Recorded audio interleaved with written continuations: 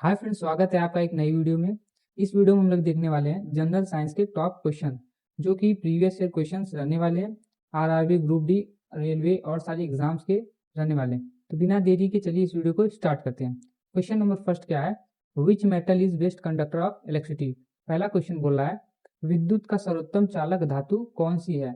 इस क्वेश्चन में पूछ रहा है जो विद्युत है, जो आपका लाइन है, इलेक्ट्रिसिटी है, उसका सर्वोत्तम चालक कौन सा रहने वाला, सर्वोत्तम चालक का धातु कौन सा रहने वाला है। तो ऑप्शन देखें, ऑप्शन में कॉपर तांबा दिया है, एल्युमिनियम, गोल्ड, सोना या सिल्वर। देखिए इस क्वेश्चन का राइट आंसर सिल्वर रहने वाला है। जो भी विद्युत है, विद्युत का सुचालक या बढ़िया चालक सिल्वर रहने वाला है। तो ऑप्शन डी आपका जो है राइट आंसर है। अगले क्वेश्चन की बात करें। अगला क्वेश्चन क्या है? Question number 2, what is working principle of an atom bomb. जो आपका परमाणु बम है, किस सिद्धांत पर कार्य करता है। इस क्वेश्चन में पूछा जो परमाणु बम है, जो आपका एटम बम है, वो किस प्रिंसिपल पे काम करता है, किस सिद्धांत पे काम करता है। क्या वो न्यूक्लियर फिजन पे काम करता है, नाभिकीय संलयन अभिक्रिया पे? क्या वो केमिकल रिएक्शन, रासायनिक अभिक्रिया पे काम करता है? क्या वो radioactive decay, radioactive धर्मी क्षय पे काम करता है? या न्यूक्लियर फिजन रिएक्शन, नाभिकीय विखंडन अभिक्रिया पे काम करता है। तो देखिए जो भी आपका एटम बम होता है, वो आपका न्यूक्लियर फिजन रिएक्शन पे काम करता है, नाभिकीय विखंडन अभिक्रिया, जो कि ऑप्शन डी में दिया गया। तो इस क्वेश्चन का राइट आंसर ऑप्शन डी रहने वाला। अब बात करें न्यूक्लियर फिजन होता क्या है। जब भी एक बड़ा एटम, एक बड़ा कण दो छोटे कणों में टूट जाए, एक बड़ा कण दो छोटे कणों में टूट जाए, उसे क्या कहेंगे? Nuclear fission. जो कि जैसे कि न्यूक्लियर फिजन आपका एटम बम में देखा जाता है, एटम बम में। वही बात करें न्यूक्लियर फ्यूजन, न्यूक्लियर फ्यूजन क्या होता है? कोई भी एक ऐसा रिएक्शन जिसमें दो छोटे कण, दो छोटे एटम एक बड़ा एटम बना ले, मिलकर एक बड़ा एटम बना ले, उसे क्या कहेंगे? Nuclear fission.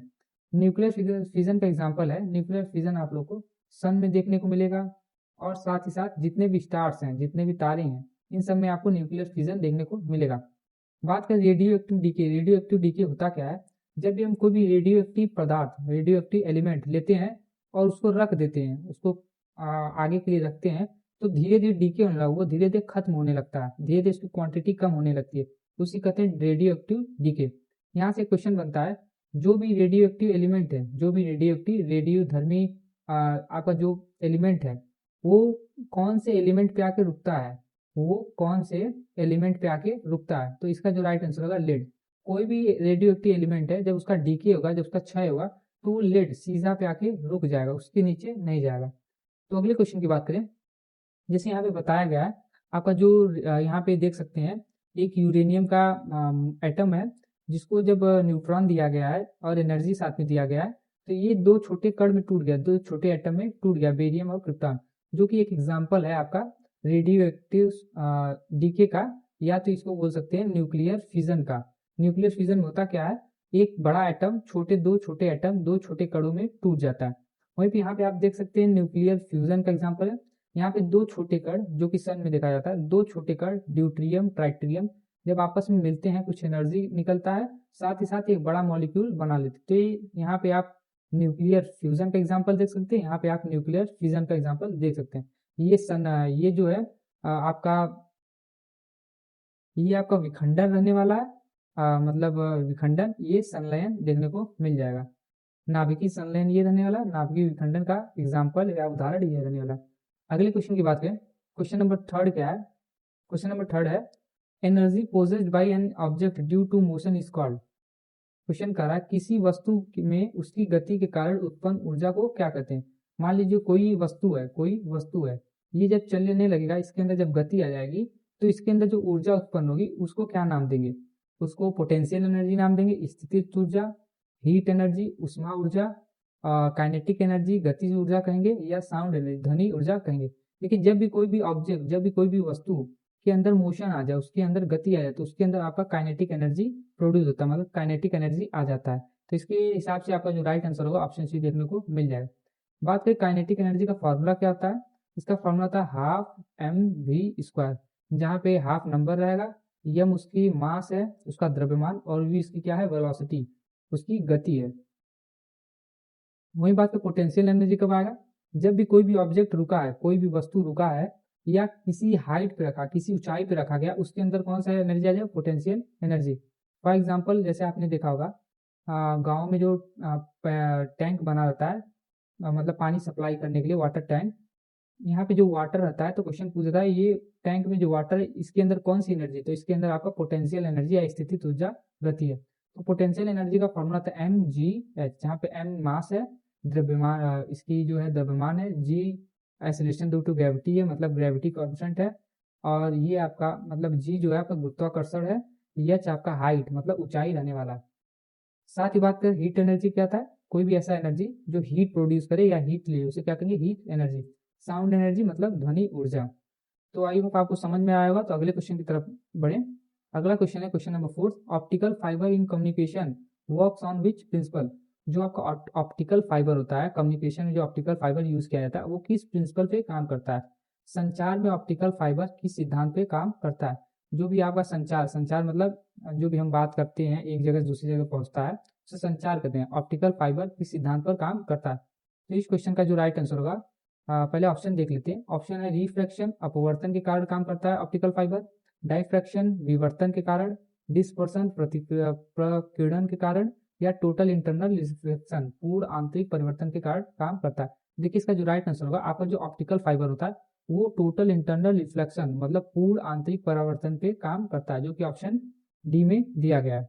वहीं बात कर ले रिफ्रैक्शन क्या होता है। रिफ्रैक्शन होता है जब भी कोई भी लाइट, जब भी कोई भी प्रकाश बेंड हो जाए, झुक जाए एक मीडियम से दूसरे, मतलब एक मीडियम जैसे एयर, हवा से जब भी पानी में जाएगा तो वहाँ पे मीडियम का चेंज हो रहा है, तो वहाँ पे जो बेंडिंग मतलब जो लाइट मुड़ जाएगा उसे क्या कहेंगे, रिफ्रैक्शन। वही बात में डाइफ्रैक्शन क्या था, जब भी लाइट किसी भी पार्टिकल किसी भी कण से टकराती है तो छोटे छोटे मतलब वो लाइट बिखर जाती है, हर जगह चारों तरफ बिखर जाती है, उसे कहते हैं डाइफ्रैक्शन या विवर्तन। डिस्पर्सन की बात करें, डिस्पर्सन क्या था, जब भी लाइट को प्रिज्म, प्रिज्म आपने देखा होगा एक ग्लास टाइप होता है स्लैब पर ट्राइंगल में, वहां से पास करवाया जाता है तो लाइट 7 कलर में टूट जाता है, विवियोर 7 कलर में टूट जाता है, उसे क्या कहते हैं, डिस्पर्सन। यहाँ पे क्वेश्चन है, जब भी लाइट को प्रिज्म से पास करवाया जाता है सबसे ऊपर वाली लाइट कौन सी होती है। हमें तो बताया गया है जब भी लाइट टूटेगा विवियोर में होगा, विवियोर GYOR। वी से वायलेट, आई से इंडिगो, बी से ब्लू, जी से ग्रीन, वाई से येलो, ओ से ऑरेंज और आर से रेड। लेकिन जब भी प्रिज्म टूटता है तो उल्टा हो जाता है, मतलब सबसे ऊपर आपको रेड मिलेगा, फिर ऑरेंज मिलेगा, ऐसे ही करके सबसे लास्ट में आपको वायलेट मिलेगा। कुल मिला के जब भी प्रिज्म से लाइट पास किया जाएगा सबसे ऊपर वाली जो लाइट होगी उसे वो रेड कलर मतलब लाल कलर वाली मिलेगी। वहीं बात कर लें जो टोटल इंटरनल रिफ्लेक्शन होता है, पूर्ण आंतरिक परिवर्तन, इसको किस साइंटिस्ट ने दिया था, इसको बनाने वाले साइंटिस्ट का क्या नाम है। तो देखिए इनके साइंटिस्ट का नाम है नरेंद्र सिंह कपानी। नरेंद्र सिंह कपानी ने टोटल इंटरनल रिफ्लेक्शन या ऑप्टिकल फाइबर का आविष्कार किया था। बात करें ये एक इंडियन साइंटिस्ट है, ये एक भारतीय साइंटिस्ट रहने वाले हैं, साइंटिस्ट, इंडियन साइंटिस्ट। अगले क्वेश्चन की बात करें, अगला question, question number 5, what is chemical name of rat poison. जो रैट पॉइजन है, चूहे मारने वाली दवाई को, उसका केमिकल फार्मूला क्या होता है। चूहे मारने की दवा का रासायनिक नाम क्या होता है। यहाँ पूछ रहा जो घरों में चूहे मारने की दवाई यूज की जाती है उसका रासायनिक नाम या रासायनिक फार्मूला क्या होता है। सोडियम क्लोराइड होता है, जिंक ऑक्साइड होता है, जिंक फॉस्फाइड होता है या कैल्शियम कार्बोनेट होता है। देखिए जब भी चूहे मारने वाली दवाई पूछा जाए तो वहाँ पे आपका जिंक फॉस्फेट आएगा। जिंक फॉस्फेट ही ऐसी दवाई है जो चूहे को मारती है, घरों में यूज किया जाता है। चूहे जब बहुत ज्यादा आतंक मचा देते हैं तो उसके लिए आप किसका यूज करते हैं, किस केमिकल का या किस दवाई का, जिंक फॉस्फाइड। तो इसका जो राइट आंसर होगा ऑप्शन सी देखने को मिल जाएगा। बात करें सोडियम क्लोराइड कहाँ मिलता है, आपके नमक जो भी सॉल्ट होता है, सॉल्ट होता है उसमें क्या पाया जाता है, सॉल्ट में सोडियम क्लोराइड। इसका फार्मूला क्या होता है सॉल्ट का, NaCl। मैं बात करें जिंक ऑक्साइड, जो भी आपका पेंट गैल्वेनाइजेशन मतलब किसी भी चीज को जंग से बचाने के लिए उसके ऊपर जो परत चढ़ाते हैं वो जिंक ऑक्साइड के पढ़ाते हैं, ZnO2। वहीं पे जिंक फास्फाइड हो गया है, जब भी चूहों को मारने की दवाई को जिंक फास्फेट से जिंक फास्फेट कहते हैं। वहीं पे कैल्शियम कार्बोनेट क्या होता है, कैल्शियम कार्बोनेट आपका जो चौक होता है CaCO3, जो स्कूल में यूज किया जाता है चौक, उसे कैल्शियम कार्बोनेट कहते हैं। आई होप आपको सारी चीज समझ में आएगा। तो अगले क्वेश्चन की तरफ बढ़ते हैं। अगला क्वेश्चन है question number 6, what is present inside N atomic nucleus. जो आपका परमाणु होता है उसके नाभिक के अंदर क्या पाया जाता है, परमाणु के नाभिक के अंदर क्या पाया जाता है। क्या उसके अंदर सिर्फ इलेक्ट्रॉन पाया जाता है, केवल इलेक्ट्रॉन, केवल प्रोटॉन, या प्रोटॉन एंड न्यूट्रॉन मतलब प्रोटॉन और न्यूट्रॉन दोनों पाए जाते हैं, या इलेक्ट्रॉन एंड न्यूट्रॉन। देखिए जो भी आपका न्यूक्लियस होता है, न्यूक्लियस होता क्या है कि कोई भी एटम का है कोई भी एटम के जो मिडल वाला पार्ट होता है, मतलब एकदम अंदर वाला पार्ट, उसे क्या कहते हैं, न्यूक्लियस। न्यूक्लियस के बाहर मान लीजिए आपका एटम है, तो न्यूक्लियस के बाहर आपका इलेक्ट्रॉन चक्कर लगा है, इलेक्ट्रॉन तो बाहर होता है। उसके अंदर की बात करें तो न्यूट्रॉन के सॉरी न्यूक्लियस के अंदर आपका प्रोटॉन और न्यूट्रॉन पाया जाता है, प्रोटॉन और न्यूट्रॉन, जो कि इक्वल नंबर में होते हैं। अगर 10 प्रोटॉन है तो 10 न्यूट्रॉन भी होगा। तो इसके हिसाब से जो आपका राइट आंसर होगा ऑप्शन सी देखने को मिल जाएगा। एटॉमिक न्यूक्लियस में आपका प्रोटॉन और न्यूट्रॉन पाए जाते हैं, जो कि ऑप्शन सी में दिया गया है। तो अगले क्वेश्चन की बात करें, अगला क्वेश्चन है question number 7। Photovoltaic cell are called as, जो आपका फोटोवोल्टेइक सेल है उसका अन्य नाम को अन्य नाम से किस नाम से जाना जाता है, मतलब फोटोवोल्टेइक सेल को किस नाम से जाना जाता है।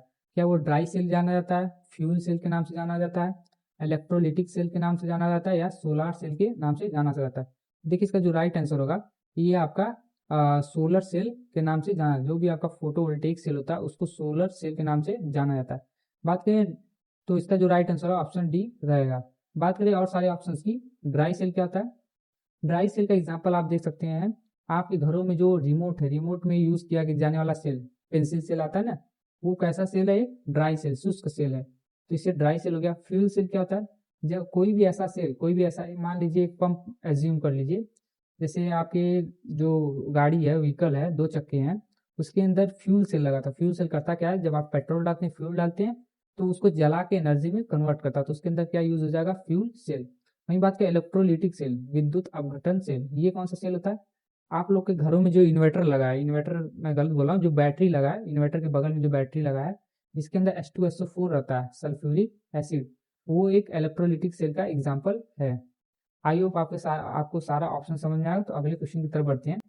अगला क्वेश्चन है question number 8। The shape of the eye lens, जो आपके आई लेंस होते हैं उसका shape is control by which muscle, मतलब नेत्र लेंस का आकार किस मांसपेशी द्वारा नियंत्रित किया जाता है। जो आपके आंख होती है उसके अंदर लेंस होता है, लेंस कौन सा होता है, तो वो लेंस होता है कॉन्वेक्स लेंस। आपका कौन सा लेंस होता है, कॉन्वेक्स लेंस। कॉन्वेक्स लेंस मतलब दोनों तरफ से उभरा हुआ रहता है, दोनों तरफ से उभरा हुआ, ये लेंस होता है।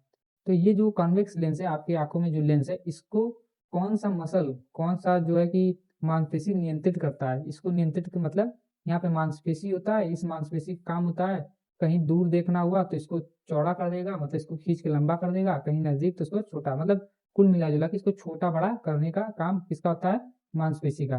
तो क्या इसका आइरिस, इसका जो मसल का नाम है, जो मांसपेशी का नाम है, आइरिस मसल्स रहने वाला है, रेक्टस मसल रहने वाला, ऑप्टिक मसल्स रहने वाला, या सिलेरी मसल्स रहने वाला। देखिए इसका जो राइट आंसर होगा ये आपका सिलेरी मसल्स रहने वाला। सिलेरी मसल्स ही होती हैं जो कि आपकी आंखों का जो लेंस है उसको छोटा या बड़ा करती हैं, मतलब मोटा या पतला करती हैं।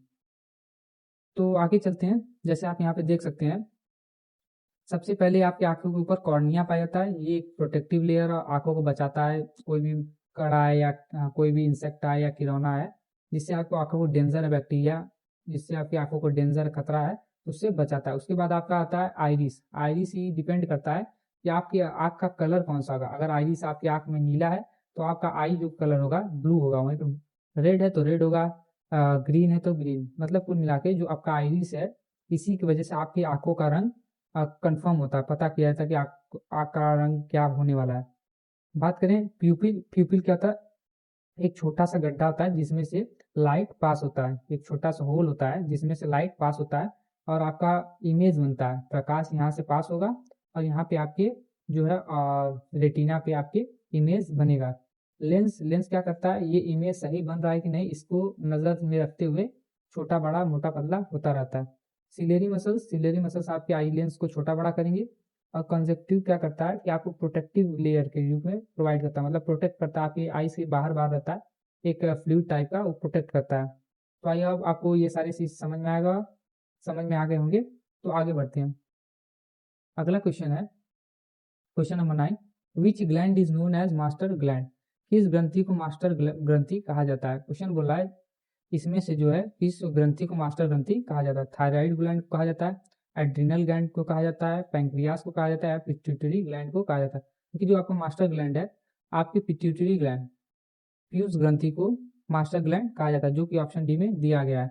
बात करें थायराइड ग्लैंड कहाँ पे होता है, जो आपका गला है, जो आपका नेक है, जहाँ पे आपकी एडम, एडम मतलब सेब कहते हैं ना, गले का सेब, घंटी, वहाँ पे आपका कौन सा ग्लैंड है, थायराइड ग्लैंड। एड्रिनल ग्लैंड कहाँ पे है, आपका जो किडनी है, आपका जो किडनी वृक्क है उसके ऊपर आपका एड्रिनल ग्लैंड पाया जाता है। वहीं बात करें पेंक्रियाज, पेंक्रियाज आपका जो है स्टमक के नीचे पाया जाता है। ये भी एक तरह का ग्लैंड है जो कि जूसेस को, मतलब जो भी फूड पचने के लिए, खाना भोजन पचने के लिए जूसेस निकालता है। अगले क्वेश्चन की बात करें, अगला question, question number 10, which instrument is use for measuring high temperature? उच्च तापमान मापने के लिए किस यंत्र का उपयोग किया जाता है? जब भी उच्च तापमान मापना होगा तो हम लोग किस यंत्र का उपयोग करेंगे? क्या थर्मोमीटर, हाइग्रोमीटर, बैरोमीटर या पायरोमीटर? देखिए, जब भी उच्च तापमान मापना होता है तो हम लोग पायरोमीटर का यूज करते हैं, जो कि ऑप्शन डी में दिया है। तो इसका जो राइट आंसर होगा ऑप्शन डी रहने वाला है। बात करें थर्मोमीटर, थर्मोमीटर भी टेम्परेचर ही नापने के लिए होता है, लेकिन इसमें जो टेम्परेचर है लो टेम्परेचर नापने के लिए होता है, बहुत हाई टेम्परेचर नहीं, लो टेम्परेचर। जैसे पायरोमीटर का कब यूज करेंगे? मान लीजिए हमें सूरज का टेम्परेचर नापना हो 5000 डिग्री सेल्सियस, 6000 डिग्री सेल्सियस, इसको नापने के लिए हम लोग पायरोमीटर का यूज करेंगे। बात करें हाइग्रोमीटर, हाइग्रोमीटर क्या नापता है, किस चीज को मेजर करता है, मापता है? तो ये आपका ह्यूमिडिटी, ह्यूमिडिटी क्या होता है? आर्द्रता, जो हवा में कितना पानी परसेंट प्रेजेंट है, कितना नमी प्रेजेंट है, उसको नापने के लिए हाइग्रोमीटर का यूज करते हैं। बैरोमीटर क्या क्या करता है? बैरोमीटर आपका एटमॉस्फेरिक प्रेशर, जो आपका वातावरण में प्रेशर है उसको नापने का काम करता है। बैरोमीटर एक ऐसा यंत्र है जो वायुमंडलीय दाब को नापने के लिए काम करता है। तो अगले क्वेश्चन की बात करें, अगला क्वेश्चन है question number 11, which substance is use to delay the setting time of cement? Cement के जमने या सेट होने का समय बढ़ाने के लिए किस पदार्थ का उपयोग किया जाता है? जो आपका सीमेंट होता है वो जल्दी जम ना जाए, मतलब जल्दी, जैसे मिस्त्री लोग होते हैं सीमेंट बना के रख देंगे तो रात भर में सूख कर जम के कड़ा हो जाता है, तो उससे जमने के लिए, बचने के लिए सीमेंट में क्या मिलाया जाता है कि उसकी जो टाइमिंग है, सेटिंग टाइमिंग है, जमने का समय है वो बढ़ जाता है। क्या वो लाइम रहने वाला है, सैंड रहने वाला, रेत, जिप्सम रहने वाला या सिलिका रहने वाला? ठीक है, जो इसका राइट आंसर होगा ये आपका जिप्सम रहने वाला। जिप्सम एक ऐसा एलिमेंट है, एक ऐसा पदार्थ है जिसको हम लोग अगर सीमेंट मिला दें तो उसकी जो सेटिंग टाइम है, उसके सूखने का समय है वो बढ़ जाएगा। तो इसका राइट आंसर ऑप्शन सी में रहने वाला है। तो अगले क्वेश्चन की बात करें, अगला क्वेश्चन है question number 12, why does moon always show the same face toward earth? चंद्रमा एक ही भाग हमेशा पृथ्वी की ओर क्यों दिखाई देता है? आपने कभी नोटिस किया होगा, जो भी हमारा अर्थ है या मून है, मून का फेस, मून का जो चेहरा है वो हमेशा सन हमारे अर्थ की तरफ ही रहता है, वो घूमता नहीं है। वो किस लिए नहीं घूमता? क्या ड्यू टू ग्रेविटी, पृथ्वी के गुरुत्वाकर्षण के कारण? ड्यू टू लार्ज साइज, क्यों? क्योंकि उसका बड़ा आकार होता है इसके लिए? Because of the moon rotation period is nearly equal to its revolutionary period around the earth? क्या ये रीजन हो सकता है क्योंकि चंद्रमा का घूर्णन काल उसके पृथ्वी के चारों ओर प्रकीर्णन काल के लगभग बराबर होता है? या option D, due to sunlight, सूर्य के प्रकाश के कारण? देखिए, इसका जो राइट आंसर होगा, जो मून का, चंद्रमा का चेहरा है, फेस है, वो अर्थ की तरफ इसलिए रहता है क्योंकि जो रोटेशन है, मून का जो रोटेशन पीरियड है, मतलब घूमने का जो समय है, काल है, अंतराल है, वो बराबर होता है अर्थ के रिवोल्यूशन के। मतलब अर्थ जिस स्पीड से घूम रहा है उसी स्पीड से आपका मून रोटेट हो रहा है, इसकी वजह से आपका जो मून का जो फेस है वो अर्थ के फेस के हमेशा सेम रहता है। तो इसका जो राइट आंसर होगा ऑप्शन सी देखने को मिल जाएगा। अगले क्वेश्चन की बात करें, क्वेश्चन नंबर 13 है, which instrument is use to convert AC into DC? AC को डीसी में परिवर्तन करने के लिए किस उपकरण का यूज करते हैं? जब भी आपको एसी से डीसी में कन्वर्ट करना है, अल्टरनेटिंग करंट से डायरेक्ट करंट में कन्वर्ट करना है, तो आप किस इंस्ट्रूमेंट, किस उपकरण का यूज करेंगे? क्या आप ट्रांसफार्मर का यूज करेंगे, जनरेटर का यूज करेंगे, इन्वर्टर का यूज करेंगे या रेक्टिफायर का यूज करेंगे? देखिए, इसका जो राइट आंसर होगा, जब भी एसी से डीसी में आपको कन्वर्ट करना है तो आप लोग यूज करेंगे रेक्टिफायर। रेक्टिफायर एक ऐसा उपकरण है, इंस्ट्रूमेंट है, जो कि एसी को किस में कन्वर्ट कर देता है? डीसी में। तो इसका जो राइट आंसर होगा ऑप्शन डी में रहने वाला है। बात करें ट्रांसफार्मर क्या होता है? कोई भी एक ऐसा उपकरण जो वोल्टेज को कम ज्यादा करे, जो आपका वोल्टेज है, जो आपका वोल्टेज है उसको कम ज्यादा करने के लिए ट्रांसफार्मर का यूज करते हैं। जैसे घरों तक बिजली जब कम पहुंचती है तो उसका रीजन होता है वोल्टेज कम होता है, तो उसके लिए हम लोग ट्रांसफार्मर अगर बदल दें तो उसका वोल्टेज हाई हो जाएगा, जिससे बिजली भी तेज आने लगी। बात है जनरेटर क्या था? जनरेटर एक ऐसा उपकरण है जो आपका मैकेनिकल एनर्जी को मैकेनिकल एनर्जी को मैकेनिकल एनर्जी को मैकेनिकल एनर्जी को इलेक्ट्रिकल एनर्जी में कन्वर्ट करता है। इलेक्ट्रिकल एनर्जी एनर्जी मतलब जो आपका मैकेनिकल एनर्जी है उसको किस में कन्वर्ट कर देगा? इलेक्ट्रिकल एनर्जी में। इन्वर्टर क्या था? एक ऐसा डिवाइस है जो कि डीसी को एसी में करता है, डीसी को एसी में करता है। जो आपके घर में बैटरी है, बैटरी में होता क्या है, डीसी आता है, उसको इन्वर्टर लेके एसी में कन्वर्ट कर देता है, तो ये आपके डीसी को एसी में कन्वर्ट करता है। तो अगले क्वेश्चन की बात करें, क्वेश्चन नंबर 14 है, व्हाट इज ह्यूमिडिटी? आर्द्रता या ह्यूमिडिटी क्या है? एयर प्रेशर वायु दाब है, टेम्परेचर ऑफ एयर है, वायु का तापमान है, विंड स्पीड है, पवन की गति है, या the amount of water vapour present in air, वायु में उपस्थित जल वाष्प की मात्रा। देखिए ह्यूमिडिटी होता क्या है, जब भी आपकी हवा में, आपके वायु में कितना जल है, कितना आर्द्रता है, कितना उसके अंदर मॉइस्चर है, उस वो चीज हो तो उसे क्या कहेंगे, ह्यूमिडिटी। तो इसका क्या जाएगा, the amount of water vapour present in air, मतलब वायु में उपस्थित जल वाष्प की मात्रा, तो जो कि ऑप्शन डी में दिया गया है। अगले क्वेश्चन की बात करें, अगला क्वेश्चन है question number 15, why is echo not heard on moon? चंद्रमा पर प्रतिध्वनि मतलब इको क्यों नहीं सुनाई देती? इको क्या होता है, जब भी हम कोई भी चीज बोलते हैं, अगर सामने दीवार उलड़ के आएगा उसे क्या कहते हैं, इको। इको मतलब किसी भी चीज का गूंजना, किसी भी चीज का गूंजना। तो बोल रहा है जब भी हम मून पे, चंद्रमा पे चिल्लाते हैं खूब तेज से, तो उसका इको इको क्यों नहीं बनता है, उसका जो आवाज है, आवाज में जो प्रतिध्वनि है वो क्यों नहीं बनता है? ऑप्शन दिया है, ड्यू टू लो ग्रेविटी, क्योंकि वहां पे कम गुरुत्वाकर्षण है इसके लिए, ड्यू टू सनलाइट, सूर्य के प्रकाश के कारण, वहां पे सूर्य का प्रकाश ज्यादा है इसकी वजह से, due to absence of atmosphere, क्योंकि वहां पे वायुमंडल के अभाव के कारण होता है, मतलब वहां पे जो वायुमंडल है वो है ही नहीं, ड्यू टू लो टेम्परेचर, क्या वहां पे टेम्परेचर कम है, कम तापमान है इसके लिए। तो देखिए इसका जो राइट आंसर होगा, चंद्रमा पे प्रतिध्वनि इसलिए नहीं बनता क्योंकि वहां पे एटमॉस्फेयर, यहाँ पे वायुमंडल नहीं होता, मतलब वायुमंडल का अभाव होता है। तो इसके लिए इसका जो राइट आंसर होगा ऑप्शन सी देखने को मिल जाएगा। अगले क्वेश्चन की बात करें, क्वेश्चन नंबर 16 क्या है, plant absorb water through their root by which process? जो आपके पेड़ पौधे होते हैं वो जड़ों द्वारा जल को किस प्रक्रिया से प्राप्त करते हैं? जो हमारे पेड़ पौधे होते हैं वो जल जमीन से उठाते हैं, तो वो किस प्रक्रिया से जल को जड़ों के द्वारा खींचते हैं? क्या वो डिफ्यूजन होता है, विसरण होता है, ऑस्मोसिस होता है, परासरण होता है, कैपिलरी एक्शन होता है, केशिकी क्रिया होता है, या इवापोरेशन वाष्पीकरण होता है? तो किसका जो राइट आंसर होगा, जो प्लांट होते हैं, जो पौधे होते हैं, जड़ों से कैपिलरी एक्शन, केशिका क्रिया के द्वारा पानी को ऊपर खींचते हैं, जो कि ऑप्शन सी रहने वाला है। बात में डिफ्यूजन क्या होता है, डिफ्यूजन कैसे समझे, अगर मैं एक रूम में एक सेंट ले लूँ, एक कोई भी परफ्यूम ले लूँ, उसको मार लूँ, तो क्या होगा, धीरे धीरे वो जो परफ्यूम है मेरे शरीर से या हवा में कांटेक्ट में आने से पूरे रूम में फैल जाएगा। तो ये किसका एग्जांपल है, डिफ्यूजन। डिफ्यूजन मतलब क्या होता है, कोई भी चीज़ जो बहुत तेज फैल जाए, जो फैलना शुरू करे, उसे क्या कहेंगे, डिफ्यूजन।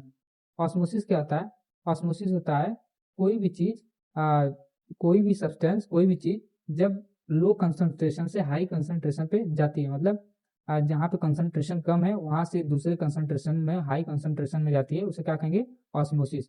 जैसे एग्जांपल दूं, ये पानी है, पानी मैंने एक सेमी परमिएबल मेम्ब्रेन लगा दिया, यहाँ पे मैंने क्या किया, बहुत ही मीठा पानी रख दिया, यहाँ पे थोड़ा कम मीठा, तो कुछ टाइम बाद आप आएंगे ये जो कम मीठा वाला पानी है यहाँ से और मिठास इसके तरफ चला जाएगा। तो किसका एग्जाम्पल है, ऑस्मोसिस का। इवापोरेशन तो आप लोग जानते हैं, इवापोरेशन होता क्या है, जब भी किसी पानी को रखते हैं, उसको अगर धूप में भी ना रखें, उसको रूम में ही रख दें, तो कुछ दिनों बाद ये भाप बन के उड़ जाएगा, ये हवा में गायब हो जाएगा। तो किसकी वजह से होता है, इवापोरेशन की वजह से। इवापोरेशन होता क्या है, मतलब ये जो पानी है वो हवा में, भाप में कन्वर्ट होकर हवा में मिक्स हो गया। तो अगले क्वेश्चन की बात करें, जैसे यहाँ पे देख सकते हैं कैपिलरी एक्शन बताया गया है। कैपिलरी एक्शन, ये मान लीजिए किसी भी, ये हमारा बर्नर है, बर्नर के अंदर ये का वो उसका स्टिक है जिसमें कि फ्यूल भरा गया है, तो ये क्या करेगा, ये कपड़े धीरे से सोख के इसको ऊपर लाएगा। तो ये किसका एग्जांपल है, कैपिलरी एक्शन, मतलब ये नीचे से फ्यूल ऊपर पहुंचाने को क्या कहेंगे, कैपिलरी एक्शन। तो अगले क्वेश्चन की बात करें, अगला क्वेश्चन है क्वेश्चन नंबर, अगला क्वेश्चन है question number 17, why is alcohol used as thermometric liquid? Thermometer में अल्कोहल का उपयोग क्यों किया जाता है? अभी तक तुमको पता है जो थर्मोमीटर होता है उसमें हम लोग को पता है कि मरकरी का यूज किया जाता है, किसका, मरकरी होता है ना, मरकरी। लेकिन क्वेश्चन बोल रहा है एक थर्मोमीटर है उसमें हम लोग अल्कोहल का क्यों यूज करते हैं, अल्कोहल का क्यों यूज करते हैं? लेकिन जब भी हमें बहुत ही लो टेम्परेचर नापना, बहुत ही लो टेम्परेचर, तो वहाँ पे आपका मरकरी काम नहीं देता है। मरकरी का एक जो टेम्परेचर होता है, मतलब फ्रीजिंग होता है, वो थोड़ा सा ज़्यादा होता है। मान लीजिएगा मरकरी का 20 है, 10 डिग्री सेल्सियस है, -10 डिग्री सेल्सियस, वहाँ पे आप अगर एथेनॉल लेंगे, अल्कोहल लेंगे, तो इसका -50 डिग्री सेल्सियस रहने वाला, मतलब ये जल्दी, मरकरी वाला जल्दी फ्रीज हो जाएगा, बहुत जल्दी ही आइस में कन्वर्ट हो जाएगा, मतलब बर्फ की तरह जम जाएगा। लेकिन ये जो अल्कोहल है ये ये बहुत ज़्यादा जब टेम्परेचर नीचे जाएगा, डाउन जाएगा, तब ये इसका फ्रीजिंग पॉइंट आएगा, इसका गलनांक आएगा। तो इस हिसाब से क्वेश्चन पूछ रहा है क्यों अल्कोहल का इस थर्मोमेट्रिक में यूज़ करते हैं, थर्मोमीटर या थर्मामीटर में यूज़ करते हैं। टू मेजर हाई टेम्परेचर, क्या टेम्परेचर जो हाई होता है उसको नापने के लिए, उच्च तापमान को मापने के लिए, या इट कलरलेस क्योंकि यह रंगहीन होता है इसके लिए हम लोग यूज़ करते हैं, या तीसरा ऑप्शन है इट एक्सपैंड स्लोली क्योंकि ये धीरे धीरे फैलता है इसके लिए यूज़ करते हैं, या to measure very temperature to measure very low temperature, बहुत कम तापमान मापने के लिए। देखिए इसका जो राइट आंसर होगा, जो हम लोग अल्कोहल वाला थर्मोमीटर यूज़ करते हैं वो इसलिए यूज़ करते हैं क्योंकि ये बहुत कम टेम्परेचर, बहुत ही लो टेम्परेचर, बहुत ही कम तापमान को भी माप सकता है, जो कि ऑप्शन डी में दिया गया। तो इस हिसाब से इसका राइट आंसर ऑप्शन डी रहने वाला है। अगले क्वेश्चन की बात करें, अगला question number 18, what is purpose of an electric transformer, जो आपका विद्युत ट्रांसफार्मर है उसका मुख्य कार्य क्या होता है, विद्युत ट्रांसफार्मर का मुख्य कार्य क्या होता है, क्या उसे प्रोड्यूस इलेक्ट्रिसिटी, विद्युत उत्पन्न करना होता है, स्टोर इलेक्ट्रिसिटी, विद्युत संग्रहित करना होता है, चेंजिंग द वोल्टेज, वोल्टेज परिवर्तन करने के लिए हम लोग इलेक्ट्रिक ट्रांसफार्मर का यूज करते हैं, या convert AC to DC, AC को डीसी बदलने के लिए हम लोग इलेक्ट्रिक ट्रांसफार्मर का यूज करते हैं। देखिए इसका राइट आंसर होगा, हम लोग इलेक्ट्रिक ट्रांसफार्मर वोल्टेज बदलने के लिए करते हैं। अगर कम वोल्टेज है उसको ज़्यादा करना है तब ट्रांसफार्मर यूज़ कर लेंगे, नहीं तो कोई भी वोल्टेज बहुत ज़्यादा है उसको अगर हमें कम करना है तभी हम लोग इसका यूज़ करेंगे। मतलब आपका जो वोल्टेज कम से ज़्यादा करना है, ज़्यादा से कम, तो इसके लिए हम लोग कौन सा यूज इंस्ट्रूमेंट करेंगे, कौन सा डिवाइस यूज़ करेंगे, तो इलेक्ट्रिक ट्रांसफार्मर, विद्युत ट्रांसफार्मर यूज़ करेंगे। अगले क्वेश्चन की बात करें, अगला question number 19, due to which phenomena does the sun appear red during the sunrise and sunset, सूर्योदय एवं सूर्यास्त के समय सूर्य लाल रंग का किस घटना के कारण दिखाई देता है। क्वेश्चन बोल रहा है सूर्योदय मतलब जब सूर्य उगता है और सूर्यास्त सूर्य ढलता है, तो जो सूर्य होता है वो लाल किस वजह से होता है, लाल रंग उसके अंदर किस वजह से, किस घटना की वजह से दिखाई देता है। वो रिफ्लेक्शन ऑफ लाइट, प्रकाश का परावर्तन की वजह से दिखाई देता है, रिफ्रैक्शन ऑफ लाइट, प्रकाश रिफ्लेक्शन ऑफ लाइट, प्रकाश का अपवर्तन की वजह से दिखता है, डिस्पर्सन ऑफ लाइट, प्रकाश का वर्ड विक्षेपण की वजह से दिखता है, या स्कैटरिंग ऑफ लाइट की वजह से दिखता है, प्रकाश का प्रकीर्णन। तो देखिए इसका जो राइट आंसर होगा, जो भी हमारा सन है वो लाल सुबह के समय, सुबह और शाम के समय लाल इसलिए दिखता है क्योंकि उसके अंदर डिस्पर्सन ऑफ उसके अंदर स्कैटरिंग ऑफ लाइट होता है, मतलब प्रकाश का प्रकीर्णन होता है, जो कि ऑप्शन डी में दिया गया है। इस हिसाब से आपका ऑप्शन डी राइट आंसर रहने वाला है। जब कहीं पे भी स्कैटरिंग ऑफ लाइट होगा तो वहाँ पे सूर्य और जो कुछ भी चीज़ हो उसका जो कलर है वो रेड हो जाएगा। वही बात करें रिफ्लेक्शन क्या था, जब भी कोई भी लाइट एक एक मीडियम से, मतलब सेम मीडियम में एक प्लेन से दूसरी जगह टकरा के रिफ्लेक्ट हो जाए उसे क्या कहेंगे, रिफ्लेक्शन ऑफ लाइट, परावर्तन कहेंगे। रिफ्लेक्शन क्या होता है, जब भी लाइट बेंड हो जाए, एक जगह से घूम जाए, मतलब एक जगह से अपना डायरेक्शन चेंज कर ले, उसे क्या कहेंगे, रिफ्लेक्शन ऑफ लाइट। डिस्पर्सन क्या था, जब भी कोई भी लाइट, कोई भी प्रकाश किसी भी पार्टिकल, किसी भी अणु से लड़ के बिखर जाए, हर डायरेक्शन में बिखर जाए, उसे क्या कहेंगे, डिस्पर्सन ऑफ लाइट। तो आइए आपको समझ में आ गया। तो अगले क्वेश्चन की बात करें, तो बात करें क्वेश्चन नंबर 20 क्या है। क्वेश्चन नंबर 20 है why do soap bubbles and foam so different colour. जो क्वेश्चन कर रहा है, जो आपके साबुन के बुलबुले होते हैं या झाग होता है उसके ऊपर आपने देखा होगा विभिन्न रंग क्यों दिखाई देते हैं, आपने नोटिस किया होगा, आपने ये नोटिस किया होगा जो भी बबल्स होते हैं जब ये साबुन से या झाग से बनते हैं उनके ऊपर कलर दिखते हैं, उनके ऊपर हर रंग बिरंगे कलर इस पर शो होते हैं, वो किस वजह से होते हैं, वो किस वजह से दिखते हैं। क्या वहाँ रिफ्लेक्शन ऑफ लाइट होता है, प्रकाश का अपवर्तन होता है, या डिस्पर्सन ऑफ लाइट होता है, प्रकाश का वर्ड विक्षेपण होता है, रिफ्लेक्शन ऑफ लाइट होता है, प्रकाश का परावर्तन होता है जिसकी वजह से हमें उसके ऊपर रंग दिखते हैं, या इंटरफेरेंस ऑफ लाइट, प्रकाश का विकर्ण होता है। तो देखिए इसका जो राइट आंसर होगा, बबल्स पे या बुलबुले पे जो रंग दिखते हैं वो इंटरफेरेंस ऑफ लाइट की वजह से दिखते हैं, प्रकाश की वृत्तीकरण, जो कि ऑप्शन डी में दिया गया। तो इसका जो राइट आंसर होगा ऑप्शन डी रहने वाला है।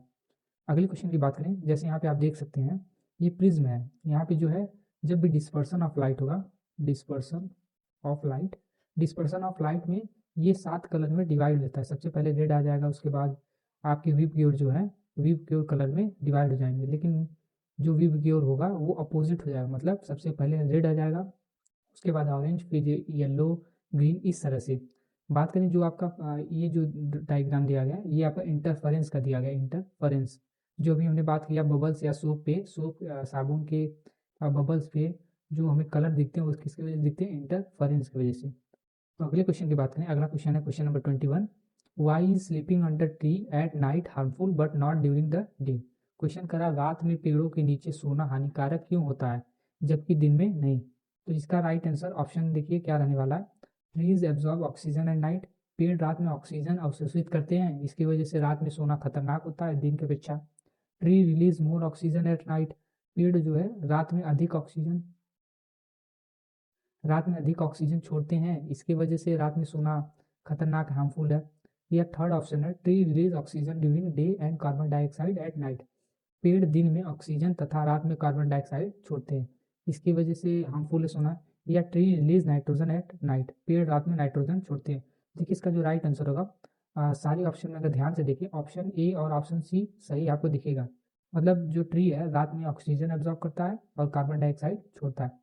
तो और सेकंड ऑप्शन जो है ये भी सही रहने वाला। पर अगर बात करें एकदम सही क्वेश्चन मतलब सही आंसर का एकदम एक्यूरेट आंसर, तो ऑप्शन सी आपका सही रहने वाला है, जो कि पेड़ दिन में ऑक्सीजन तथा रात में कार्बन डाइऑक्साइड छोड़ते हैं, इसकी वजह से रात में सोना खतरनाक या हार्मफुल होता है। तो अगले क्वेश्चन की बात करें। अगला क्वेश्चन क्वेश्चन नंबर 22 है, why does blood not clot while flowing in blood vessel.